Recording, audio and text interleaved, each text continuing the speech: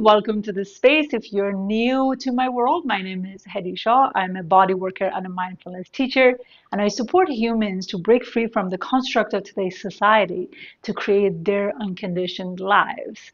So they can turn setbacks into strength, experience greater vitality, creativity, and trust in their bodies. Some of the tools that we use for that is functional strength training, magics of mindfulness, and postural alignment. Without further ado, let's get into today's video. In today's video, I will explain and break down the basics of squat. Oftentimes when I work with new clients, no matter how long they've been training, they oftentimes don't know these basics, which is so shocking to me. So I'm going to break it down to you. The majority of the times when the client comes in, they're like, oh, is my posture okay? Am I rounding my back? Am I arching my back? Should I fix that? I believe when breathing is in the right place, the footing is in the right place, the knee is in the right place, everything else will fall into a good form. The first thing that I will talk about is your footing and how stable you feel in your squat. And that starts with the position of your feet. Get into a standing position and play around with me as we're discovering what is an optimal position for a squat. So I want you to have your feet nicely planted. 3 points of contact, the point beneath your big toe, the point beneath your pinky, and your heel.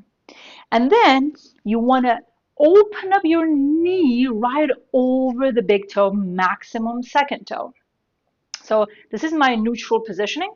And when I actually go out, so I'm not doing this, see, like I'm not lifting the inner part of my foot. What I actually do instead is having the knee slowly coming over the big toe and my foot beginning to grip down on the ground a little bit stronger. And I feel these inner thighs activating. We're going to play with that. So I want you to stay in this experience and open up. Find a grip on the foot. Make sure you're not detaching, you're not losing that point of contact on the ground. Opening up again, relax. Open up again, relax. Keep that going. So continue feeling the grip on the floor and the inner thigh activation. Beautiful work. 3 more, 3, 2, and 1, relax. The second pillar of a good squat is your breathing mechanics. So when we're going down, we're actually going down with the load. So we need the maximum bracing when we're going down. So you want to breathe in all the way into your pelvic floor and bring it up, feeling that diaphragm expand. And when you get to that position, imagine that there is a belt around you and you're pushing it out, create intra-abdominal pressure. So intra-abdominal pressure is not just the front, it's actually the whole. You're creating a cylinder around you. Think about this beautiful cylinder in your torso. So the core is stabilizing you, is controlling you. So you want to make that pressure forward, to the side, and to the back. Obviously, if you're new to this work, oftentimes you only feel it in the front, but the more you focus on that, the better. So we're going to do that together. So breathe in, filling up your whole torso, create that bracing, create that intra-abdominal pressure. When I create that pressure, automatically my rib comes right over my pelvis and I create that stability in the spine as well. So I don't need to worry about the spine or the lower back positioning anymore. So then relax. I'm going to put my hands and arms here so you can see. Breathe in and push out. And then relax. Good. We're going to do that one more time. Breathe in, push out.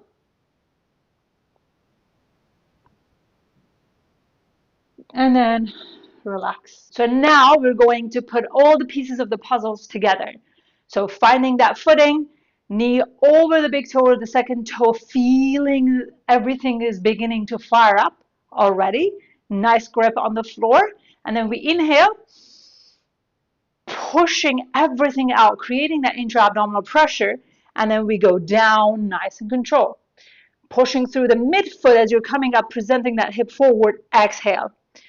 So from the side, it looks like this. Knee over the big toe. Hold the arm here, or you can hold the weight. Find the knee over the big toe. Inhale. Create that intra-abdominal pressure, 360 degrees. And then we go down for a squat, as far down as you can go. Push through the midfoot as you're coming up, presenting that hip forward as you exhale. I'm not here. I'm not here either. So you're finishing on a nice stacked body position. So we keep that going. Inhale.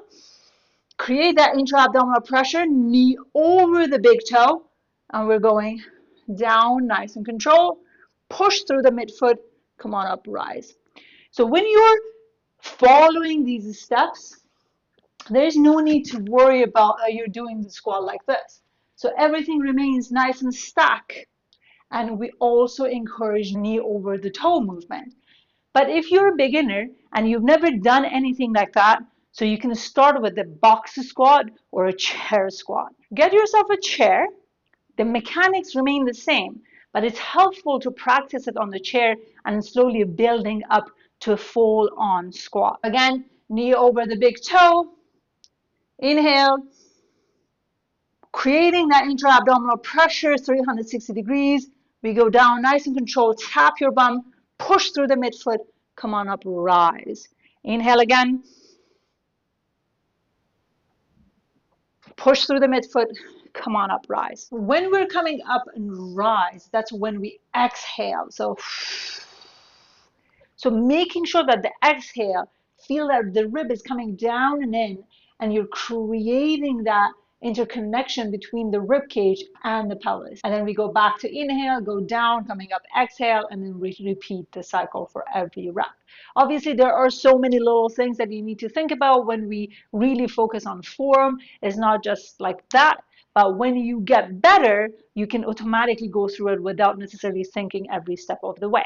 The last thing I want to cover is the positioning of the neck. We often see people being in this position, carrying a lot of tension in their neck. And we are a bunch of neck breathers. Our breathing mechanics are not optimized to be able to actually breathe through our diaphragm, which that's a lot of teaching I do to support people to tap into the power of proper breathing mechanics. But when we talk about the squat, it's also important to address the neck positioning. In my world, the ideal positioning is neck is stacked over the rest of the torso. So I oftentimes find the positioning of your eyes support the positioning of the neck while you're doing the squat. So the way I look at it is when I'm going down, I'm looking at that 45-degree angles going down to that corner of the wall, and that's where my neck is nice and stacked. And when I'm coming back up, then I'm looking forward. So I go down and then come up. So in this position, my neck remains a stack over the rest of my spine. It's a nice neutral spine. And then we're coming back up rather than being in this position that our breathing mechanics is compromised. Thank you so much for joining me on this squat explanation journey. Hope you found it valuable. If you do enjoy my content, make sure you download my 5 lifestyle guide down below in the description box. And if you have any questions, please leave me a comment and share it with your friends. That's going to absolutely support me being able to create more of these kind of in-depth content for you. Thank you.